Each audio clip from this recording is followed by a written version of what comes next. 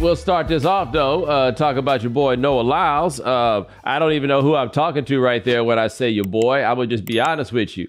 With his kind of general get down, like he is squarely in your boy status. You know what that means. That's when you come across somebody and you immediately put them off on somebody else because you ain't trying to claim that. You know what I'm saying? Like, yo, what's up with your boy? Who your boy? Noah. See why you got to be my boy, right? Like a lot of that goes. And I admit that I'm being a bit ageist. Sean, that boy is real zoomy. I don't know if that's the appropriate term, but he got a lot of zoom, and boom, boom in his steez. Like y'all are different.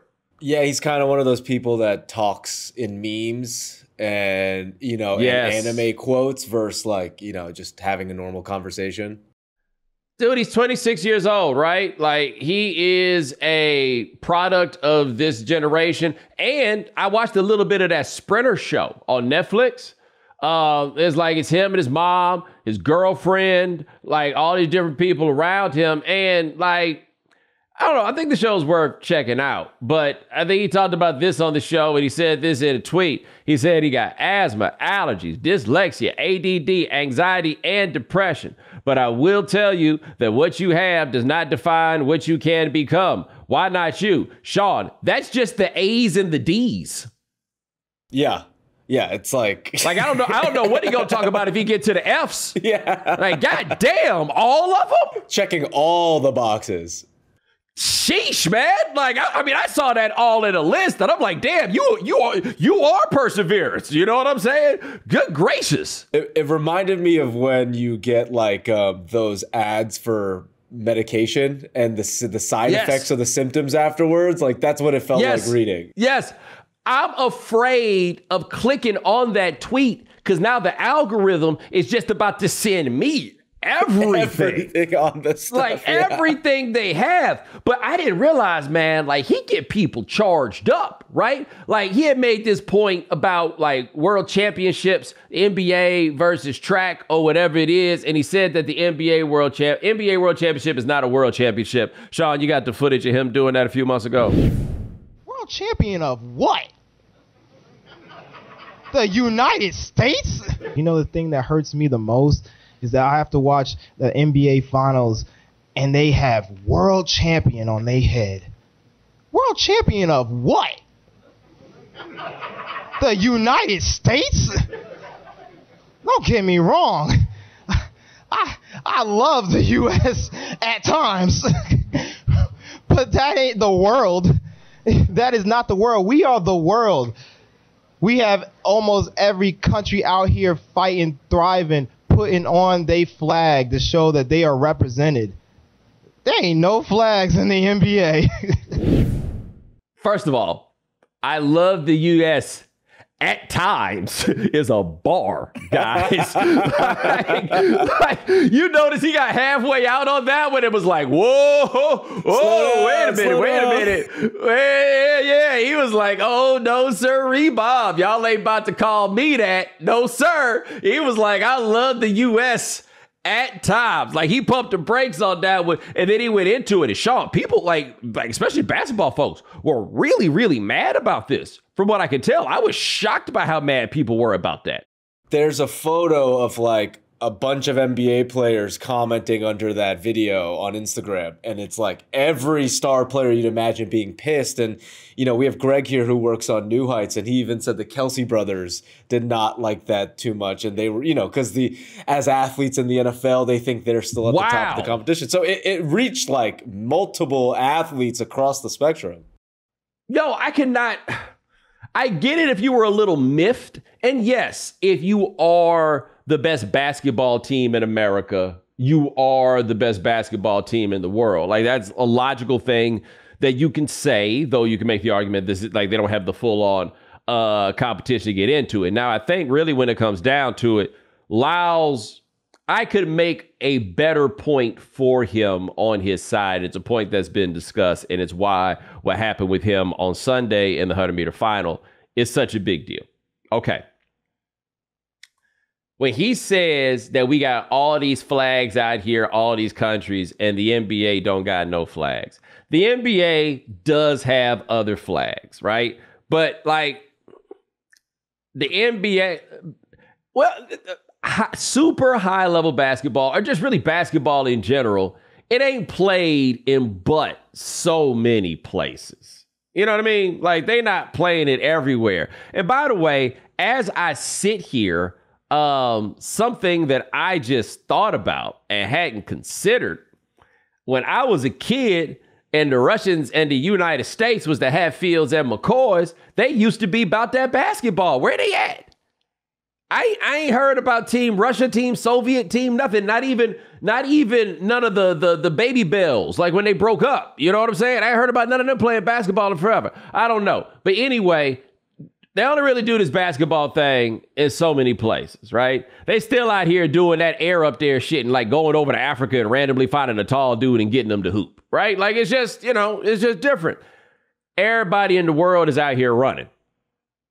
Everybody is. Everybody has engaged in a foot race, right? Not everybody been in a fight. Not everybody is hooped. Not everybody's played baseball. Not everybody's done all these things.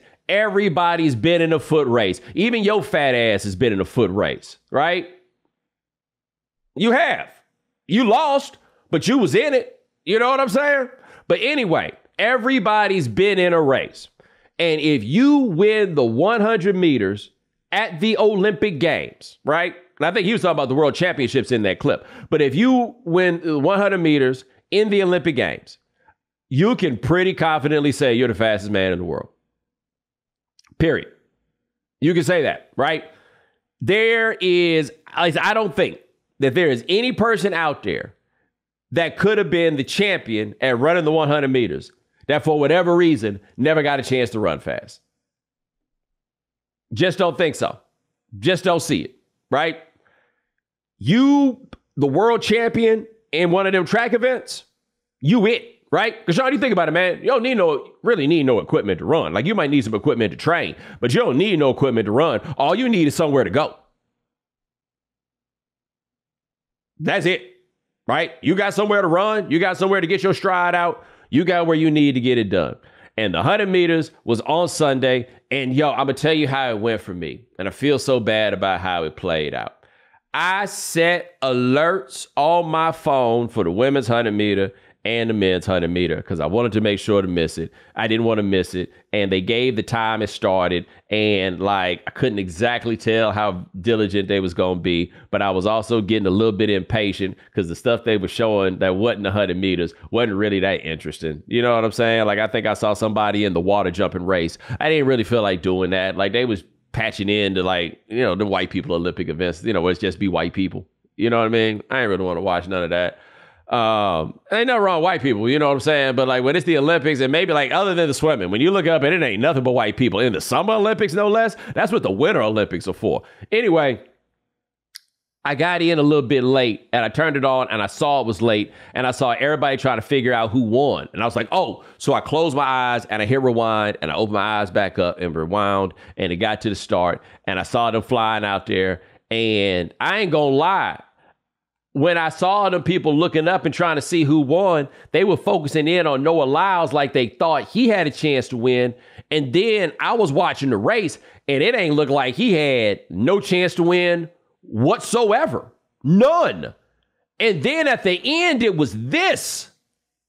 Like, I did not watch that live and ever considered for a moment that Noah Lyles has won. You see that dude in, I think it's the 4th lane?